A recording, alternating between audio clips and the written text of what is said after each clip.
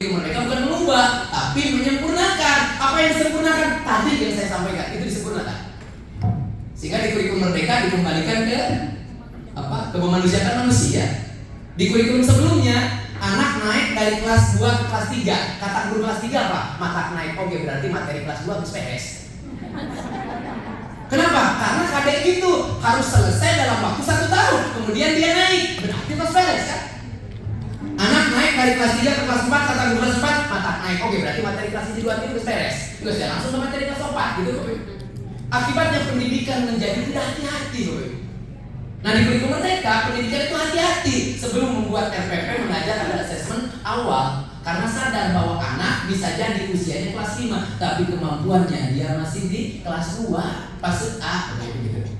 Paham Bapak Ibu? Nah, itu yang disebut capaian pembelajaran dan fase.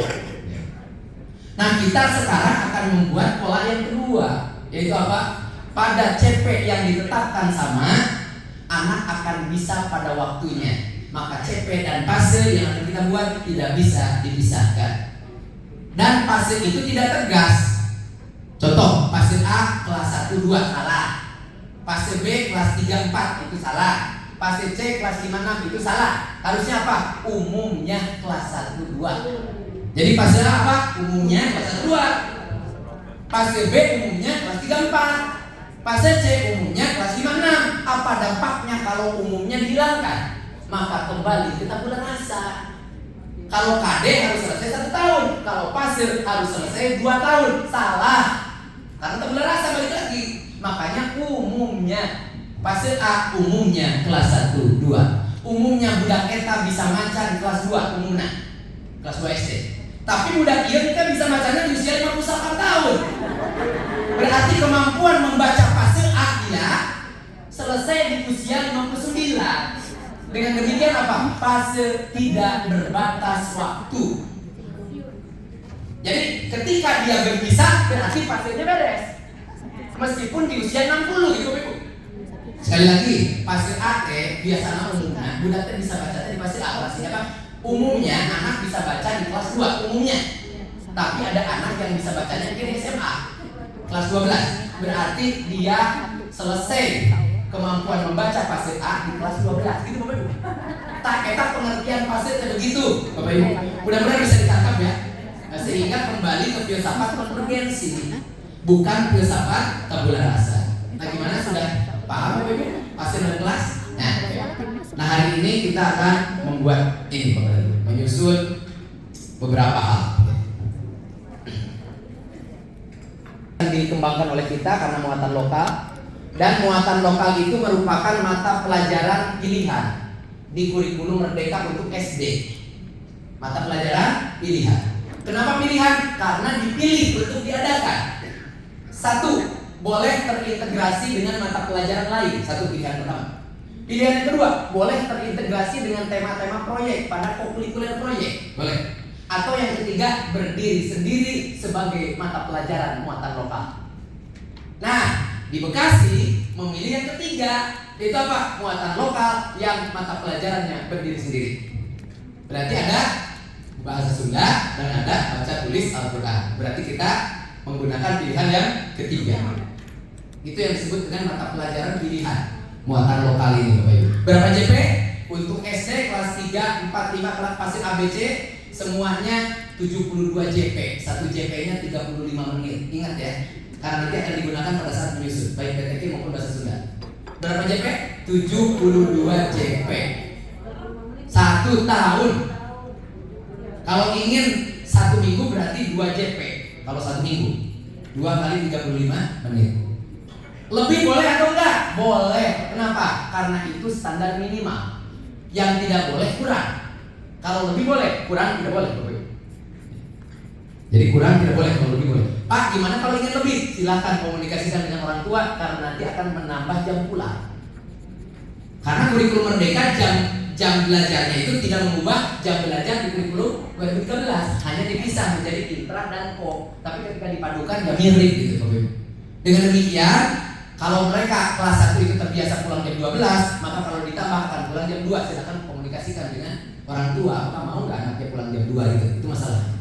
Makanya kalau tidak ingin mengubah jam belajar kurikulum 2013, udah aja pakai kurikulum Merdeka yang tadi 72 jam dalam 1 tahun. Dalam 1 minggu berapa? 2 jam. Muatan lokal gitu Bapak Ibu kekhasannya. Lanjut. Nah, ini pengertian CP tadi. Apa CP? Kompetensi yang harus dicapai oleh peserta didik. Harus. Kenapa harus? Karena CP adalah kompetensi esensial, penting. Kalau pentingnya harus, masa penting tidak harus? Sekali lagi kurikulum Merdeka kan CP-nya esensial, kompetensinya esensial, materinya esensial. Esensial apa? Penting. Kalau penting ya harus dicapai. Hanya waktunya kita nggak tahu kapan dia bisa gitu. Makanya muncul di sini apa? Harus dicapai bukan per tahun, tapi per setiap fase. Dan fase tidak dibatasi oleh waktu. Tadi sudah disampaikan. Fase itu melihat anaknya. Anak bisa baca di usia 50 tahun, ya dia fasenya selesai di usia 50 gitu. Makanya tidak ada batas 1 tahun, 2 tahun. Apa kata-katanya? Pada setiap fase. Dan fase tidak dibatasi oleh waktu. Selama dia hidup, dia akan diberikan peluang untuk bisa. Kapan? Enggak tahu, dan kita bukan dukun. Itu benar. Nah, pengertian ini ada di mana? Kepmen nomor 56, meskipun sudah dicabut menjadi Kepmen 262 kemudian di tahun 2022. Lanjutkan. Nah, inilah yang akan kita buat terutama untuk mulok BTQ. Nanti BTQ akan membuat apa? Rasional, tujuan, karakteristik BTQ, dan CP BTQ untuk setiap fase A, B, C per elemennya. Nah, nanti harus disepakati untuk BTQ. Nah, kita sepakati sekarang, Bapak dan Ibu, Ibu moderator dan MC ya. Hari ini kita sepakati untuk BTQ. Kalau matematika kan elemennya itu geometri, aljabar, bilangan ya. Untuk bahasa Sunda kan menyimak apa karakter nyarios ya. Kalau itu bahasa Sunda berbicara, memirsa, menyimak. Nah, kalau untuk BTQ, Bapak dan Ibu, yang BTQ kira-kira elemennya apa saja? Apakah hanya membaca dan menulis? Ataukah ada menghafal? Kemarin ada masalah dan masukan dari Pak Agus Fakhrudin yang akan nanti memberikan materi ke kita di hari yang ketiga, khusus BTQ terutama. Nah, menurut beliau BTQ itu Pak katanya ada 3 komponen saja, 3 elemen. Apa? Membacanya, menulisnya, dan menghafalnya. Apakah sepakat Bapak Ibu? Sepakat ya?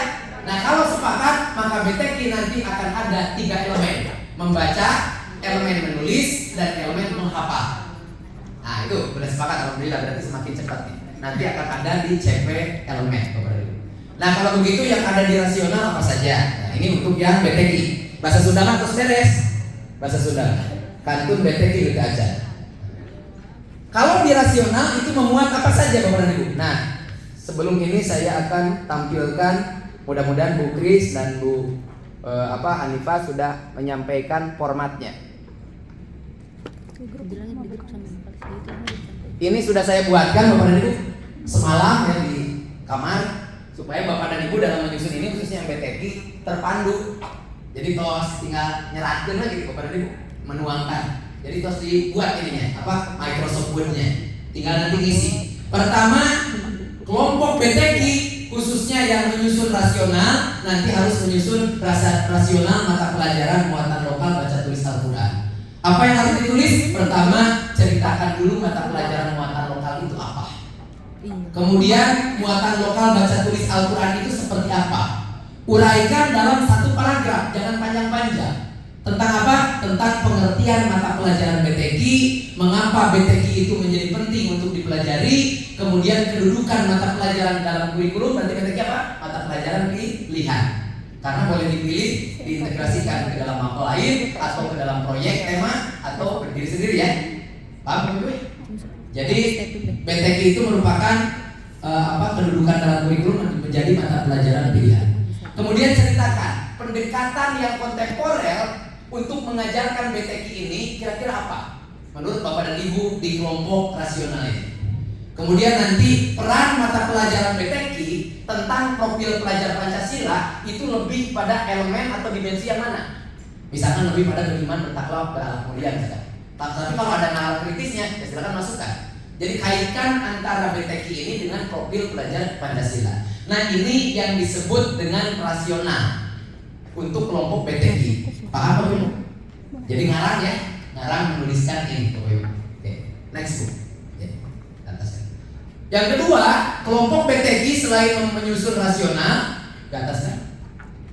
Kelompok BTI harus memikirkan tentang tujuan mata pelajaran BTI. BTI tujuannya untuk apa sih? Kalau matematika tujuannya apa? Mengembangkan kemampuan berpikir kritis. Nah, matematika. Kalau BTI untuk apa? Silahkan kelompok BTI memikirkan ini, khususnya dalam menyusun tujuan mata pelajaran BTI. Lanjut Bu. Jabarkan dalam bentuk butir-butir ya Bapak Ibu. Oke. Kemudian karakteristik. BTI punya karakteristik apa? Uraikan ruang lingkupnya, ya, beserta elemen-elemen serta deskripsinya. Nah, di sini sudah saya tuliskan. Ya. Mata pelajaran muatan loka BTI memiliki karakteristik apa saja? Mata pelajaran muatan loka BTI terdiri dari 3 elemen, Ibu ya. Elemen membaca, menulis, menghafal. Nah, membaca dalam BTI itu seperti apa? Menulis itu seperti apa? Menghafal seperti apa? Nah, itu tinggal mengisi saja. Dan itu dikerjakan oleh kelompok 1 yang mengerjakan rasional, tujuan, dan karakteristik. Lanjut. Barulah sekilas menceritakan tentang beban belajar untuk setiap elemen. Contoh di sini. Beban belajar setiap elemen pada mata pelajaran muatan loka BTI tidak sama. Elemen membaca dan menulis memiliki beban belajar paling besar yang memungkinkan peserta didik berlatih membaca dan menulis Al-Quran dengan tertib, misalkan begitu. Itu contoh saja. Lanjut. Nah, kelompok berikutnya karena ada 4 kelompok. Kelompok 1 tadi mengerjakan yang tadi. Kelompok 2 akan mengerjakan ini Bapak Ibu. Ini kelompok 2, 3, 4. Kelompok 2 mengerjakan fase A. Kelompok 3 mengerjakan fase B. Kelompok 4 mengerjakan fase C. Tetapi kalau pengelompokan itu berdasarkan fase, akibatnya tidak learning progression, tidak berlanjut. Padahal fase itu harus jadi alur. CP itu akan jadi ATP, harus jadi alur Bapak Ibu. Antara fase 1 dan fase yang lainnya berlanjut seperti mata rantai. Maka pengelompokan bukan berdasarkan fase nanti Bapak Ibu, tapi berdasarkan elemen. Jadi ada kelompok 2 elemennya membaca, kelompok 3 elemen menulis, kelompok 4 elemen menghafal. Sehingga nanti di kelompok elemen membaca itu akan dibagi lagi, mana yang fase A membacanya, mana yang fase B membacanya, mana yang fase C. Sehingga setiap elemen menjadi ngalur, didiskusikan dalam kelompok itu, satu kelompok. Mudah-mudahan bisa dipahami. Nah, kelompok 2 juga begitu. Elemen menulis, nanti ada elemen menulis fase A, fase B, fase C. Nah, nanti kelihatan alurnya, lanjut dari fase A, B, C. Begitu juga yang elemen menghafal. Oke. Apa yang nanti akan dituliskan ke atas Bu? Sebentar. Nah, oke. Kelompok 2, 3, 4 nanti akan membuat ini, artinya mengisi ini yang titik-titik beserta yang kosong kolomnya. Nah, contoh fase A umumnya untuk kelas 1 dan 2 SD, MI, dan paket A. Kepada Ibu ya, barangkali nanti terpakai. Berikutnya harus ada kata-kata ini pada akhir fase A, begitu. Peserta didik jangan pakai mampu, karena itu ada di panduan membuat CP. Di panduan membuat CP tidak boleh ada kata mampu bisa dapat. Jadi langsung ke kata kerja. Contoh, pada akhir fase A, peserta didik membaca titik. Tidak boleh ada kata hubung. Langsung saja peserta didik juga menghafal, gitu Bapak Ibu. Peserta didik menulis, gitu Bapak Ibu. Jadi dibuat dalam 1 atau 2 paragraf atau jadi dalam bentuk paragraf, bukan dalam bentuk pointer. Sekali lagi, CP fase dibuat dalam bentuk paragraf, termasuk CP elemen. Beda dengan kurikulum 2013, bentuknya pointer. Sehingga seperti pemerintah sudah ikut campur dari dulu untuk mengajar itu 31, 32, 33 gitu. Nah, di kurikulum Merdeka, guru bebas mempersepsi tentang mana dulu saya ajarkan. Makanya deskripsi lebih memberikan ruang untuk kita memilih urutan. Karena bisa jadi guru yang mengajar mata pelajaran sama pada fase yang sama, bisa jadi persepsi dia dalam mengurutkan pembelajaran beda. Makanya guru diberikan ruang untuk mengurutkan. Kalau kurikulum 2013 enggak, sudah urutan. Jadi di Indonesia sama. Nah, di kurikulum Merdeka enggak, bisa jadi beda-beda. Ada yang ngajar itu undang-undang dulu baru Pancasila. Ada yang ngajar Pancasila baru undang-undang diberikan kemerdekaan. Makanya bentuknya menjadi paragraf. Oke. Jadi tidak boleh ada kata dapat, bisa, mampu. Kemudian tidak ada kata penghubung seperti gini. Dengan demikian, enggak, langsung saja. Peserta didik fase A, peserta didik membaca titik-titik, peserta didik menulis titik-titik, peserta didik juga menghafal titik-titik, satu paragraf. Berikutnya baru ditambah apa yang kira-kira mau ditambahkan kepada dia. Nah di sini jangan ikut sini ya, bisa jadi membacanya diganti dengan apa ya, menunjukkan, menyelesaikan masalah, misalkan Bapak dan Ibu kalau itu penting silakan. Jadi ini contoh saja, Bapak Ibu jangan ikut yang gitu. Kemudian berikutnya capaian pembelajaran fase A berdasarkan elemen. Elemen membaca capaiannya apa? Ini akan menspesifikan atau menjabarkan yang di atas. Jadi CP elemen akan menjabarkan CP yang di atas, tapi fokus pada membaca. Jadi dalam membaca, anak itu harus bisa apa saja kira-kira. Sekali lagi, kalau CP fase apa? Umum ya, masih umum. Makanya satu paragraf bisa jadi. Tapi kalau CP elemen sudah menjabarkan yang di sini. Yang dimaksud dengan membaca teh, kira-kira CP-nya apa gitu. Misalkan apa kalau membaca? Pertama apa kemampuan membaca itu? Satu. Apa?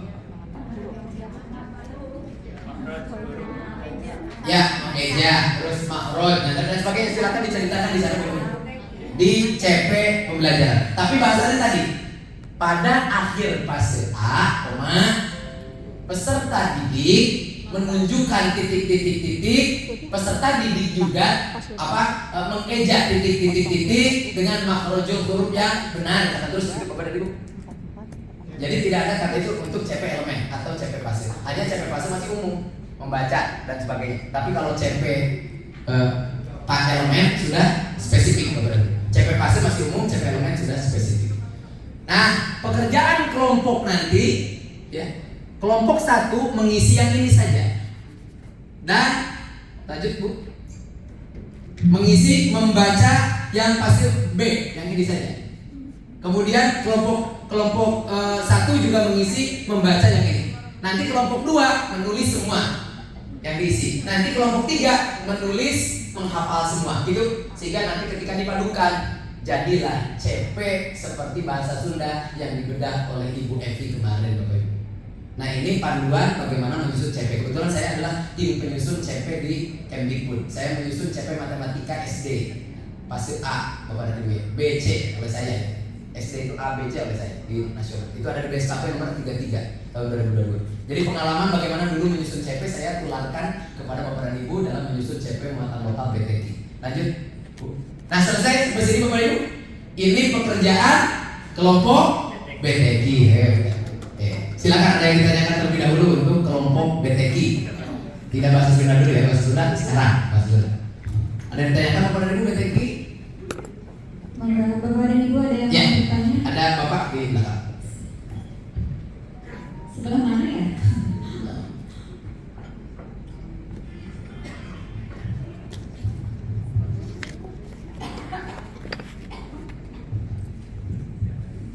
Assalamualaikum warahmatullahi wabarakatuh. Waalaikumsalam warahmatullahi wabarakatuh. Terima kasih pada Bapak yang sudah menyampaikan paparannya. Ini masukan saya Pak Ya. untuk BTI berkaitan dengan elemen itu tidak 3 Pak. Ya. Kami sudah konsep ada dan tidak ada 4. Selain membaca, menulis, menghafal, juga memahami.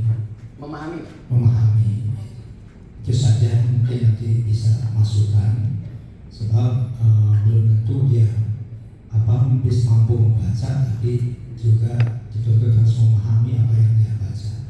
Mungkin itu saja Pak. Terima kasih. Assalamualaikum warahmatullahi wabarakatuh. Terima kasih. Pak Hajianto mengawas. Ya. Menurut Bapak tidak hanya menghafal, tapi harus memahami. Meskipun porsi beban belajarnya nanti di karakteristik itu tidak sebanyak porsi membaca dan menulis itu Pak ya. Jadi fokus sama membaca menulis, beban belajarnya banyak di membaca menulis. Hanya menghafal dan memahami juga menjadi penting gitu. Menurut Bapak, gimana teman-teman? Ada saran lagi gimana kalau memahami kita masukkan jadi elemen, sepakat atau tidak? Ya, Ibu silakan. Kita menampung semua pandangan PPB. Ya. Assalamualaikum warahmatullahi wabarakatuh. Salam. Untuk elemen pada materi BTI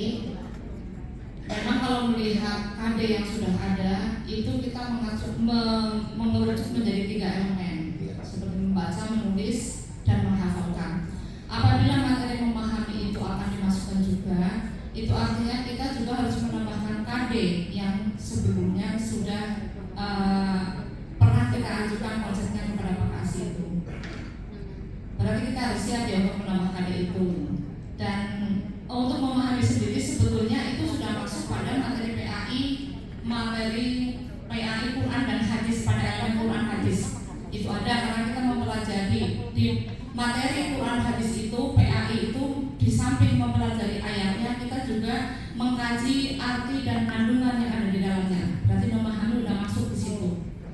Itu masukan dari saya. Terus mohon maaf Pak, apakah boleh saya bertanya untuk yang tadi Bapak dijawab dulu, dijawab.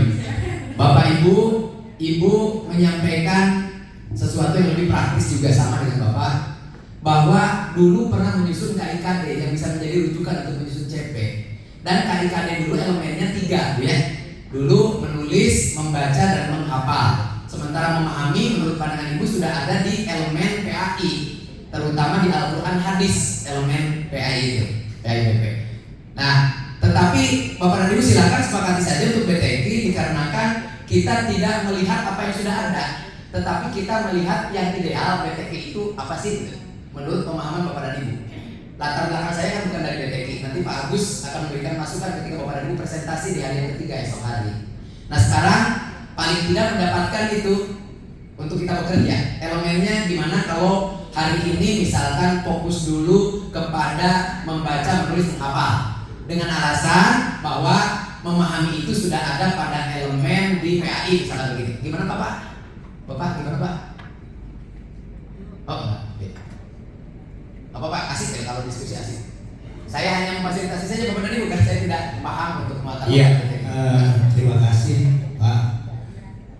Memang ketika bicara BTQ ada integrasi dengan PAI ya, sehingga tidak secara tidak langsung memang di PAI itu dibahas gitu. Tetapi jika memang memungkinkan waktu ya, kemudian volume untuk atau pendalaman materi, kalau memang memungkinkan saya kira silakan dimasukkan. Tetapi jika memang untuk kedalaman membaca, kemudian menulis dan menghafal juga sudah dalam, waktunya misalkan tidak memungkinkan, saya kira tidak masalah misalkan menghafal dilakukan, karena memang guru lebih tahu persis ya, karena memang di PAI itu ada gitu. Itu saja Pak. Saya kira kami memberikan masukan karena kami pengawas berarti tidak begitu banyak memahami di lapangan ya. Tadi ada masukan dari Bu Erni, saya kira cukup bagus ya. Kalau misalkan masukan saya tidak masuk menjadi masalah, karena memang guru lebih tahu ya. Paling tidak memahami itu memang penting. Artinya apa? Untuk apa siswa mampu menulis, mampu membaca, tetapi tidak paham apa yang dia baca, apa yang dia tulis, karena memang itu karakternya harus ditanamkan sehingga karakter Pancasila itu bisa masuk di dalam PPG itu, karena ada ayat-ayat Al-Quran yang memang bersifat general pada karakter sosial dan sebagainya. Mungkin itu saja Bapak, silakan aja nanti barangkali teknisnya nanti kita bicarakan. Terima kasih. Assalamualaikum warahmatullahi wabarakatuh.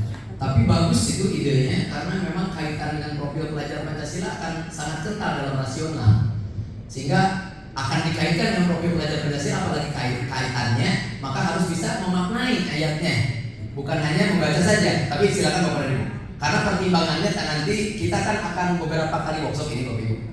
Ini kan baru sesi 1 di workshopnya. Bisa jadi kita menghasilkan CP elemennya 3 dulu untuk hari ini, 3 hari ini ya. Misalkan membaca, menulis, menghafal. Nanti di sesi yang lainnya ketika ada workshop lagi, mungkin ketika itu kita bisa menambahkan untuk elemen memahami ketika ini dianggap sangat penting untuk kita masukkan, begitu Pak? Ya. Mangga Bapak, mangga. Ya.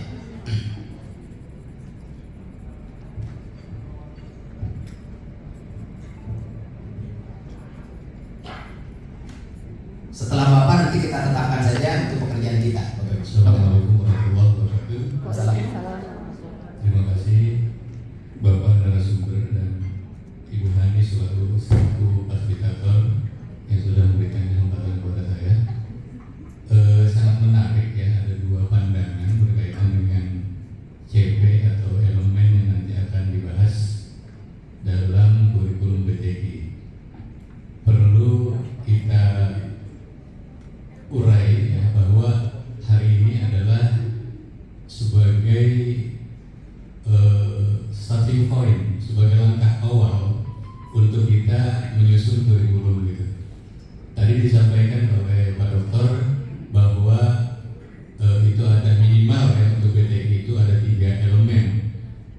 Nah, hemat sekali, saya sangat setuju sekali apabila BTG ini ya, pada hari ini kita masukkan elemen yang keempat, Pak Dokter, yaitu pemahaman gitu ya.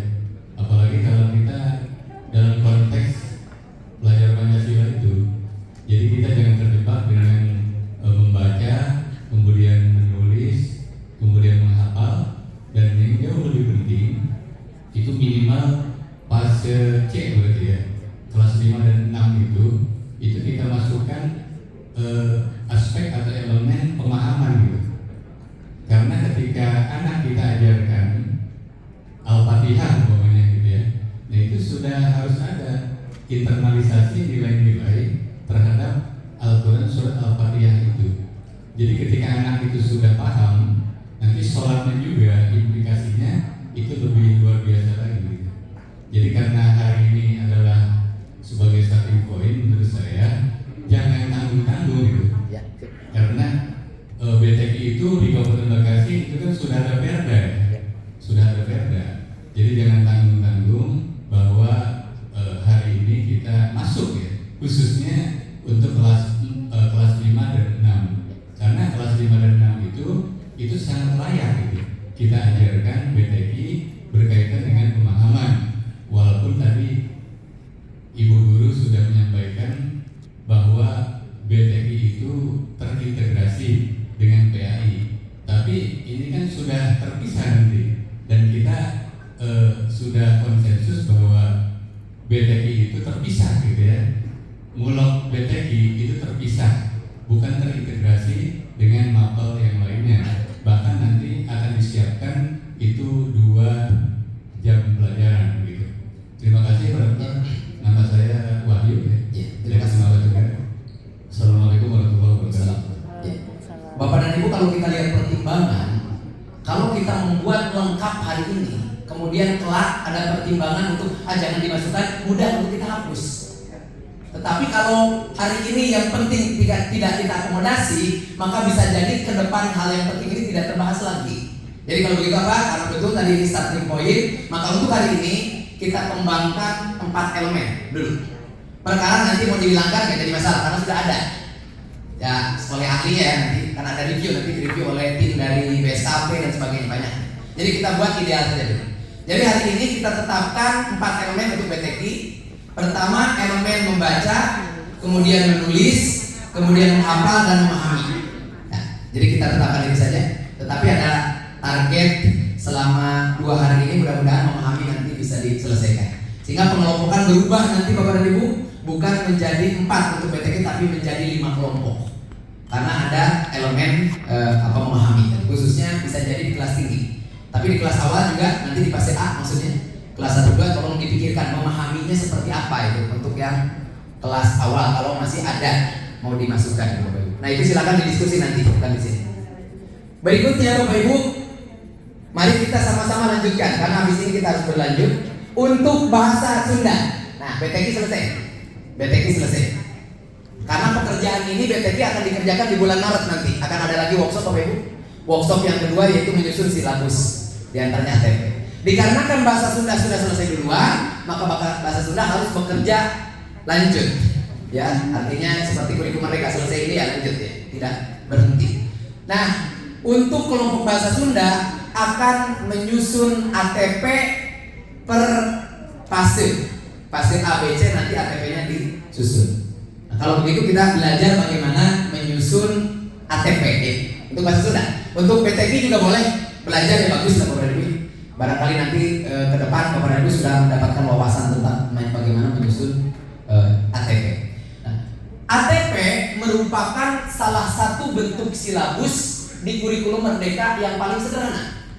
Tadi kurikulum Merdeka idenya apa? Menyempurnakan, dari sudah. Yang kedua, ide kurikulum Merdeka adalah menyederhanakan. Menyederhanakan apa? Menyederhanakan hal-hal yang administratif. Dulu komponen silabus 9, sekarang di kurikulum Merdeka boleh 1 komponen. Dulu silabus itu apa?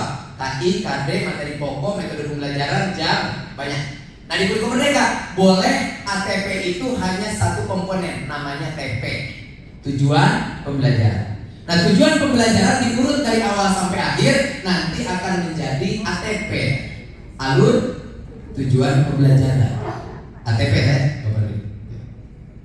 Nah berikutnya bagaimana menyusun ATP tadi ya. Pertama Bapak dan Ibu harus paham mata pelajaran yang akan dikembangkan ATP atau silabusnya.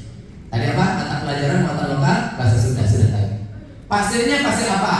Fase A misalkan. Maka nanti di fase A Bapak dan Ibu harus lihat elemen bahasa Sunda apa saja dan CP di fase A untuk setiap elemen itu apa saja. Sehingga tinggal copy paste yang ada di keputusan kepala dinas yang ada di buku muatan lokal warna merah. Tinggal copy paste ke sini, drag selesai semuanya. Aman? Nggak ada pertanyaan Bapak Ibu? Copy paste ke sini. Elemennya apa bahasa Sunda? Nggak good, ini CP-nya. Kemudian nyarios, ya CP-nya, selesai. Semua selesai. Berikutnya Bapak dan Ibu menandai kata kerja dalam CP. Contoh apa nih? Memahami, menjelaskan, menceritakan, menerapkan. Kemudian menandai materinya, makna sila Pancasila. Materi itu setelah selesai kata kerja. Makna sila Pancasila, contoh penerapan Pancasila. Kemudian nilai-nilai Pancasila. Sampai sini, Pak. Di kurikulum 2013, tujuan itu wajib ABCD dulu. Audience, behavior, condition, dididik.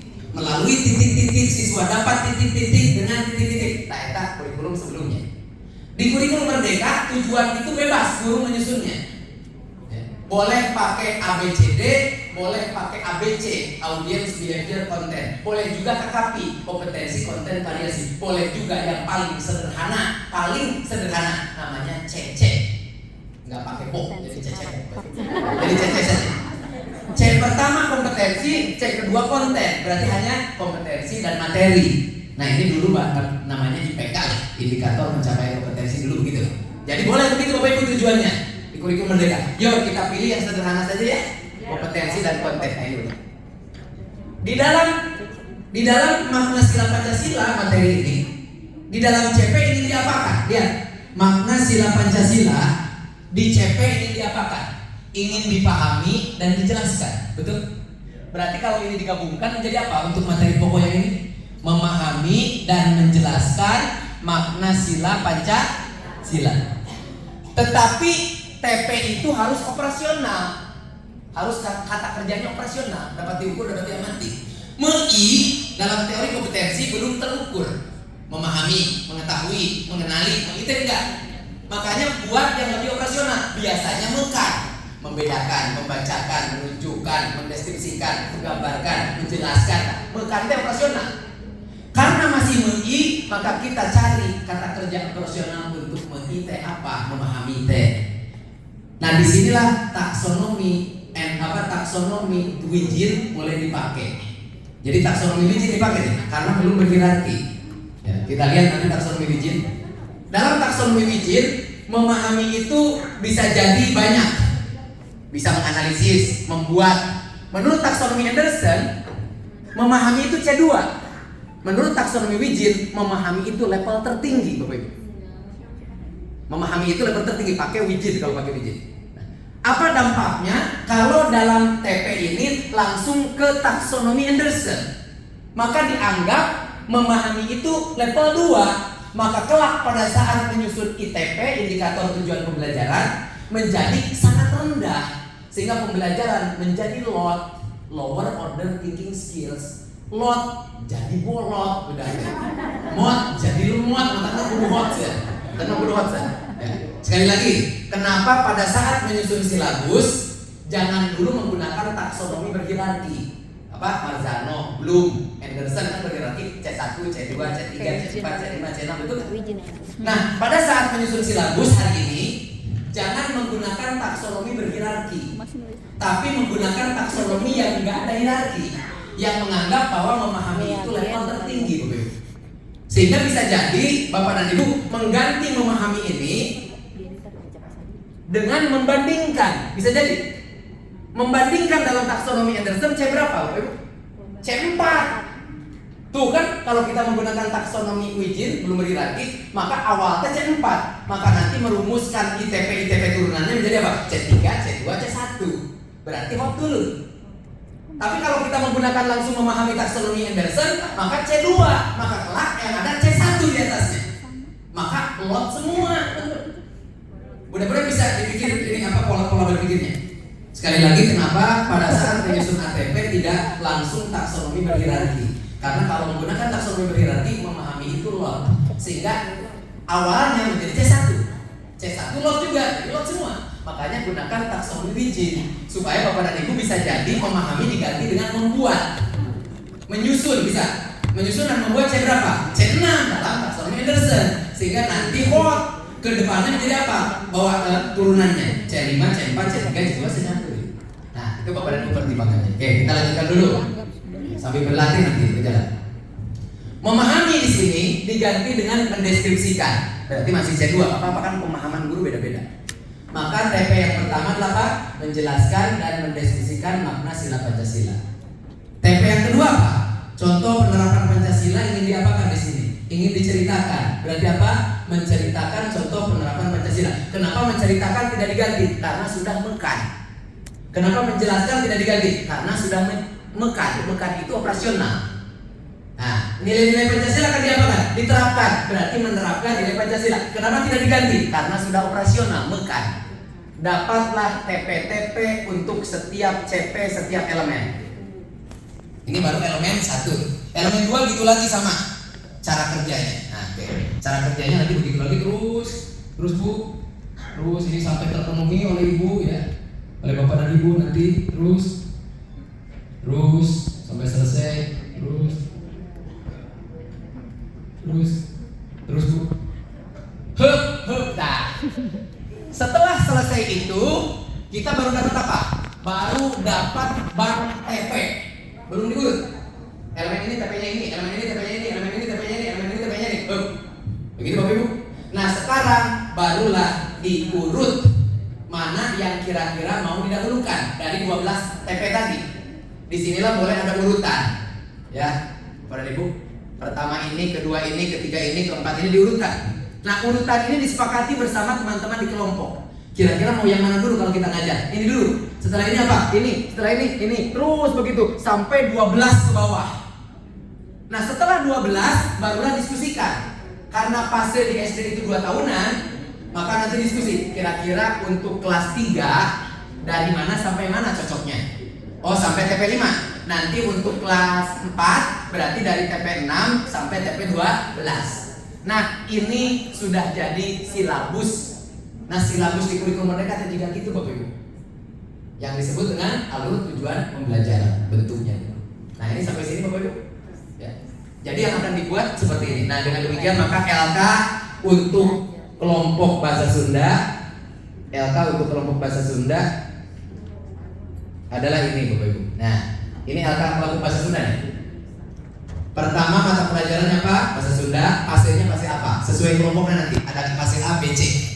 Kemudian elemennya nanti kita cari di mana? Di surat keputusan Dinas Pendidikan Provinsi Jawa Barat untuk bahasa Sunda. Elemennya bahasa Sunda. CP-nya tinggal copy paste. Nanti tinggal tandai mana kata kerja yang diinginkan, mana materinya. Nanti kawinkan, maka dapat TP-TP seperti tadi, Bapak Ibu. Terus lanjutkan. Nah, okay. Setelah TP-nya dapat untuk semua elemen, maka barulah dapat ATP. Nah, ini silabusnya nih. Mata pelajarannya apa? Bahasa Sunda, fase apa? Nanti fase A kelas 1, kelas 2, fase B kelas 3, kelas 4, fase C kelas 5, kelas 6 gitu. Nah di sini baru ditulis TP-nya seperti tadi Bapak Ibu. Ini tidak perlu dipikirkan terlebih dahulu alokasi waktu. Cukup urutan TP saja. Lebih baik kalau dipikirkan kode.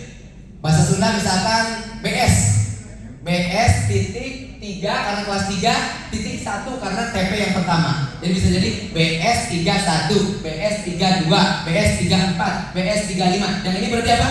BS 41, BS 42 gitu. Karena ada kelas, ada mata pelajaran. Nah, di sini urutannya. Ari kode untuk apa? Untuk mempermudah berkomunikasi. Kalau ada guru yang lain bertanya, Ari bahasa Sunda terus dugi ke mana? Terus dugi KTP, anu kan sudah lama. Maka kalau dibicarakan, saya sudah sampai pada BS 31 gitu. Kalau saya sudah sampai pada BS 42, itu paling tidak. Jadi coding itu penting kepada ibu untuk mempermudah berkomunikasi. Itu pekerjaan bahasa Sunda. Baik, saya kembalikan kepada MC untuk mengelompokkan ini kepada ibu. Mangga. Baik, terima kasih Pak Dr. Sandi. Bapak Ibu, bagaimana? Masih hadir sepenuhnya? Banyak yang terpukul sepertinya dengan paparan Pak Dokter ya. Nah, luar biasa. Tepuk tangan dulu dong. Alhamdulillah Bapak Ibu yang hadir di tempat ini sungguh sangat bersyukur dan beruntung ya. Dikarenakan apa? Kita itu baru mengenal kurikulum merdeka. CP itu udah ada, kita tinggal pakai. Tapi untuk khusus BTK ini buat sendiri. Ada dokter loh yang buat CP.